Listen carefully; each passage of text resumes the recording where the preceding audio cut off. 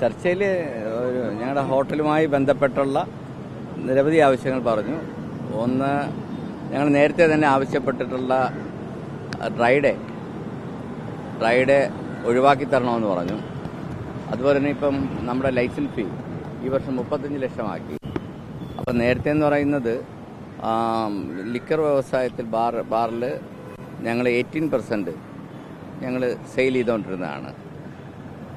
425 ഹോട്ടലുകളുള്ളപ്പോൾ ഇപ്പോൾ അത് 800 ചില്ലുവാന ഹോട്ടലായപ്പോൾ അത് 12% ആയിട്ട് കുറഞ്ഞു. എന്ന് പറഞ്ഞാൽ ഓരോ ഹോട്ടലിലും 40% സെയിൽ താഴോട്ട് പോയി. അപ്പോൾ അതുകൊണ്ട് തന്നെ നമ്മൾ പറഞ്ഞു ലൈസൻസ് ഫീ ഇത്രയും വർദ്ധിപ്പിച്ചു, അതുകൊണ്ട് ടൈമിൻ്റെ കാര്യത്തിലുള്ള വ്യത്യാസം മാറ്റിത്തരണം, ടൈം കൂട്ടിത്തരണം എന്നുള്ളതാണ് ഒരാവശ്യമായിട്ട് പറഞ്ഞത്. അങ്ങനെയുള്ള ഇതുമായി ബന്ധപ്പെട്ട ഹോട്ടലുകളുടെ എണ്ണത്തിൽ ഇപ്പം പഴയതിനേക്കാൾ ഒത്തിരി ഹോട്ടലുകൾ വന്നിട്ടുണ്ട്. കൂടുതൽ ഹോട്ടൽ വരുന്നതും ഈ വ്യവസായത്തിന് ഗുണകരമല്ല. അതിനും ഒരു നിയന്ത്രണം ഉണ്ടാകണം എന്നാവശ്യപ്പെട്ടിട്ടുണ്ട്. അപ്പം ഞങ്ങൾ മാത്രമല്ല, നിരവധി ഈ മേഖലയിലുള്ള സ്റ്റേക്ക് ഹോൾഡേഴ്സ് എല്ലാം ഈ മീറ്റിംഗിൽ പങ്കെടുത്തു. യഥാർത്ഥത്തിൽ 35 ലക്ഷം, അതിനകത്ത് നമ്മുടെ സർവീസ് കൗണ്ടർ അങ്ങനെ നിരവധി കാര്യങ്ങൾ പറയുമ്പോൾ 38 ലക്ഷം രൂപയോളം വരും. അത് ഇപ്പോഴത്തെ സാഹചര്യത്തിൽ മറ്റ് സ്റ്റേറ്റുകളെ അപേക്ഷിച്ച് ഇവിടെയാണ് ഏറ്റവും കൂടുതൽ ലൈസൻസ് ഫീ വാങ്ങുന്നത്. അപ്പോൾ അതുകൊണ്ട് ആ ഫീ ഇത്രയും ഞങ്ങൾക്കിത് മുതലാവണമെങ്കിൽ, ഞങ്ങൾക്കിത് കിട്ടണമെങ്കിൽ സെയിൽ കുറഞ്ഞിട്ടുണ്ട്. ഇപ്പോൾ ടൈം മാറ്റിത്തരണം. അതുപോലെ ഡ്രൈ ഡേ ഒഴിവാക്കി. ഡ്രൈ ഡേ ആർക്ക് ഗുണമില്ലാത്തതാണ്.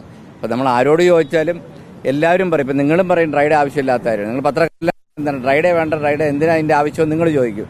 പക്ഷേ വിവാദം ഉണ്ടാക്കണം നിങ്ങൾ തന്നെയാണ്.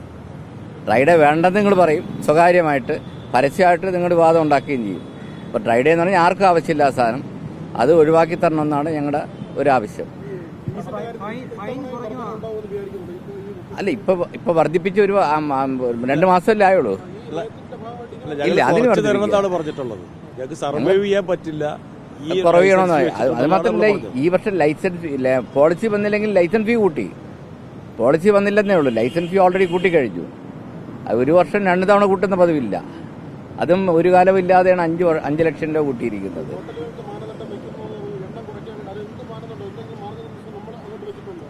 അത് ഗവൺമെന്റിന് ഏത് തരത്തിലും ഈ കാര്യം ഇപ്പം തന്നെ 820 ഹോട്ടലുകളായി. ഇനി കൂടുതൽ ബാറുകൾ അനുവദിക്കുന്ന ഹോട്ടൽ കൊണ്ടുവരുന്നതും ഈ മേഖലയ്ക്ക് ഗുണകരമല്ല. കാര്യം ഇപ്പോൾ ഉള്ളവർ തന്നെ സർവൈവ് ചെയ്യാൻ ബുദ്ധിമുട്ടുകയാണ്. അതുകൊണ്ട് അതിൽ ഗവൺമെന്റ് ആലോചിച്ചൊരു നിയന്ത്രണം കൊണ്ടുവരണമെന്ന് ഞങ്ങൾ പറഞ്ഞോളൂ.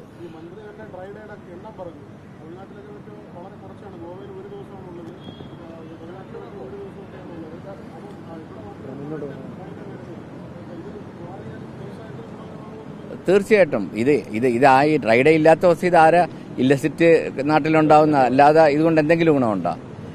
ഇത് എന്തായാലും കുടിക്കുന്നവർ കുടിക്കും എല്ലാ ദിവസവും, ഡ്രൈ ഡേ ആണെങ്കിലും അല്ലെങ്കിലും കുടിക്കും. അതുകൊണ്ടൊക്കെ ഡ്രൈ ഡേ ഉള്ളത് കാരണം നിരവധി വലിയ കൺവെൻഷനുകൾ, കോൺഫറൻസുകൾ ഇവിടെ നിന്ന് ഒഴിവായി പോകുന്നുണ്ട്.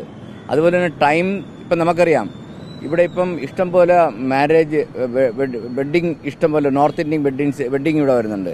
നോർത്ത് ഇന്ത്യയിൽ എന്ന് പറഞ്ഞാൽ അവർ 8 മണി കഴിഞ്ഞാണ് അവരുടെ ഫെസ്റ്റിവൽ ആരംഭിക്കുന്നത്. കല്യാണം എന്ന് പറഞ്ഞാൽ 8 മണി കഴിഞ്ഞാൽ ആഘോഷമാണ് അവർക്ക്.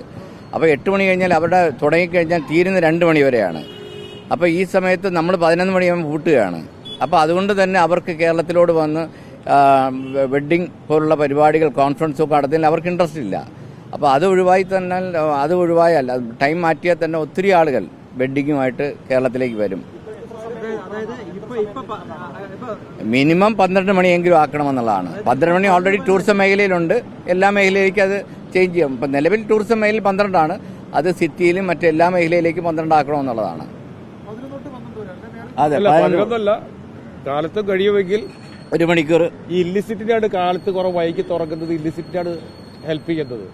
അതിലൊരു വ്യത്യാസം വരണം എന്നുള്ളത് തന്നെയാണ് നമ്മൾ പറഞ്ഞിട്ടുള്ളത്. അതെ, 10-12.